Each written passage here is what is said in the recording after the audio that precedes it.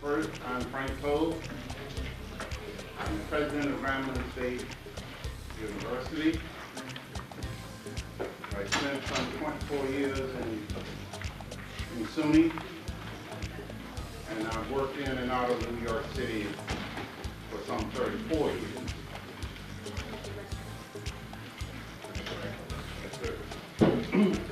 I am Michael Zavel. I'm Chief Financial Strategist of the New Mexico Finance Authority, which is not an institution of higher education. I do have a background. I have been the Chief Administrative and Financial Officer of 3 colleges, Fisk University, Nashville, and CUNY School of Brooklyn and Baruch, and I have been a Vice Chancellor at City University about 6 years ago when I left. And I look forward to hearing your comments. Thank you. Good afternoon. My name is Thelma B. Thompson. Currently, I work as a visiting distinguished professor at Queen State University. That was part of my retirement contract. Prior to getting to Louis this August, I retired from the University of Maryland Eastern Shores Presidency. It's my pleasure to be here, and it's good to be with you. Thanks. I'm Pollard.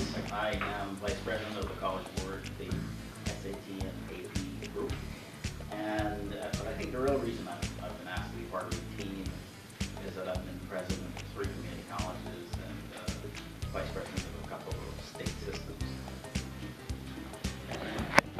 Thank you, team members, and again, we are here to listen to you. Give us some ideas about presidential leadership, things that you have seen that you would like to change, and things that you perhaps can contribute yourself to enhance Medgar Evers and the president.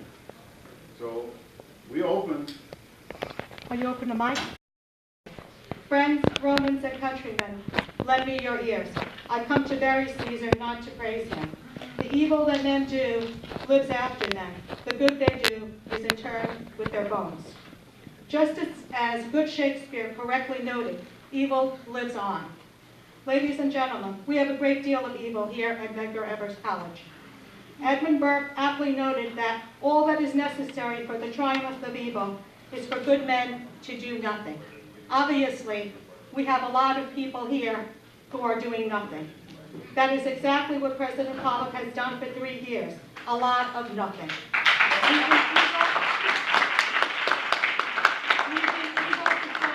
At Medgar Evers College. While his provost intentionally devastated whole schools and departments, President Pollard has sat still and done nothing. For example, the School of Business suffers from lack of everything. Lack of faculty, lack of equipment, lack of services, and lack of even the most basic essentials, such as paper, pens, computers, and staff. Yet President Pollard does nothing. While the Pollard administration has grown by leaps and bounds, business has not been able to hire even 1 new faculty member in 3 years. Why? Because President Pollard and his provost have intentionally tried to devastate the School of Business, a school that provides over half the entire graduating class at Medgar Evers College for the most part of 2 decades. And yet, President Pollard does nothing. While President Pollard and his entourage enjoy the high life in their 3rd floor ivory pen, we can't even get a ream of paper. Many of us buy our own paper and markers at Staples and bring them so that we can have the pleasure of doing our own copying, because we have no administrative assistants in our departments to help some of our departments. Why? Because President Pollard has done nothing. I can go on and on about what we don't have, because President Pollard has done nothing. But the worst of it is that we probably won't have reaccreditation in the business program in 2013, since President Pollard knew about the resources that were necessary for reaccreditation, and yet he sat around and did nothing. Since President Pollard enjoys doing nothing, let's let him go home and do nothing on a permanent basis. Byers. I'm a student here at Medgar Evers College. I'm also a part of leadership in the student government administration. I'm junior class president. First of all, I would like to say thank you guys for coming out. We would also like to let you know that we knew, I got an email from an anonymous source over the weekend letting us know that you were coming. Myself and another student ran around all day long. We got to this campus at 8:30 this morning, and basically the students that you see represented here are not the students that are not a representation, or a small representation of the students that would like to address you, but because they were not made or informed that you would be here, are currently not in attendance. They're in their classes, and they want desperately to be here, but they can't at the time because it was not open to them. We have a larger auditorium that could seat more students so that you can actually hear the litany of concerns from the students. There are a few issues that I have. For the past 3 years that I've been here, I've seen this school go down, down, down. According to the CUNY, the MEC Office of Institutional Research, if you get a chance to look at the assessment, in every area of the college, it has gone down. I went over to address Mrs. Eva Chan to find out how does she get her statistics, where did she get her information from, and she said through surveys. Myself and a litany of other students have not received any surveys from this college community about what's going on. When asked her how does she go about giving out these surveys, she says they give them to freshmen. How can freshmen talk about the grave issues and the concerns of this college? Historically, Medgar Evers College was put here to be here for the African American community because it predominantly made up the Central Booking area. Although we know that things are changing, this is still a predominantly black college, predominantly attended by predominantly black students. And it is a shame of the mass firing of our professors, displacement of faculty and staff, the fact that the Center for New Leadership has been forced off our campus. Which basically what happened when he did that, he made the statement that he was not here to be the president of a black college. This is a black institution, and when he came here, he meant it that way. And the students here need to be serviced. The students have not been transferring out, as you may have heard, because they can't, because of the fact that they just want to go. They're leaving due to disorganization and lack of attention from the president. We had a walkout on October 15th and protest to the things that are going on the campus.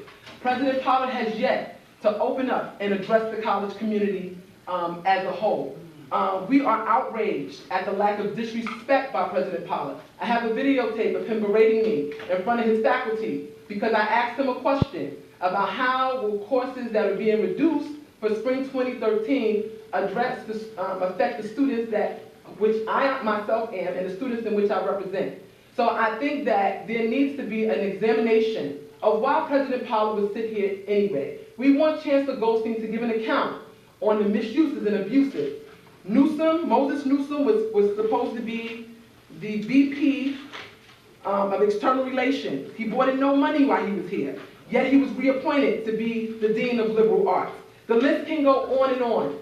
There's professors that have been brought back on to represent President Pollard and defy students and argue with us when we talk about the gross mistreatment and mismanagement that is going here on our campus. The fact of cronyism, the fact that Newsom's wife was given full tenure as a social work professor when we have professors who are in line, who've been working hard for years and laboring so that this college is positioned. My argument before you today is that if CUNY really cares about Medgar Evers College and its existence and its future, why would they allow President Pollard to put forth a strategic plan that is hollow, that has no plan, no direction, no foresight for new degree programs or interdisciplinary studies on this campus? He talks about transformation as being a transformative college, but he needs to have an outlook and a vision. That's what leaders do, they lead. They tell you how it's going to happen, when it's going to happen, and at what time it's going to happen. You don't just walk around in a daze not knowing where you're going to and fro. We understand that historically, black and brown students have been denied access to education, and we are here saying that we believe that this is something that's going to take place again in 2012, that we are fighting for access to education, access to proper education. The fact that this is a culturally based college, there's no need to keep taking away African American and Latino professors and replacing them with professors talking about they're here to do research. Research what? Before these buildings was here, nobody cared about this school or institution. It suffered gravely. Just watch the history, read the books about what went on here. This is not an assault on the president faculty that has been brought in. But we need you to stand in solidarity with the students and the community as we fight to preserve this predominantly black college. We think that it's disgusting how the school is treated. It's consistently underfunded. Our resources are cut. We know that the students that come here come from a broken education system. We hear it every night on the news about what's going on in the public education system. And these are the students that applied to Medgar Evers College. Valerie Bill Lancaster, who sits on the CUNY Board of Trustees, told me that it's time for a change. That there's students trying to come here from other colleges and institutions, and that we no longer can service students who can't perform well. But Medgar Evers College has historically stood vanguard with tons of black PhDs and brown and white professors who stood here and made sure that students were prepared properly to go into the community and be a success. So I challenge you today to really examine.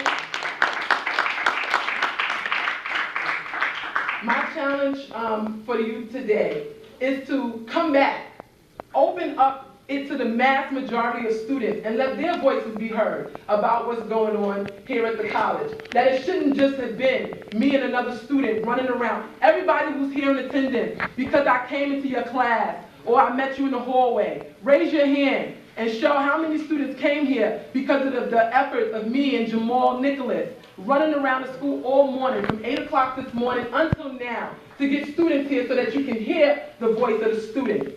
The Office of Communication is outrageous how they treat us, sending out emails at the last minute when heads of state or prominent faculty are here on staff. It's disgusting how he throws these big functions and eliminates and pushes out students and refuses to address the people who he serves. As the president of the college, we demand an accountability. I don't think Chancellor Goldstein wants to go down as being called an institutional racist. I don't think that he wants that to be his legacy. I don't think that Chancellor Goldstein wants that to be his legacy, to leave here as being called an institutional racist because he appointed President Pollard here after he was not selected by the hiring committee to come into this college. And I thank you for your time.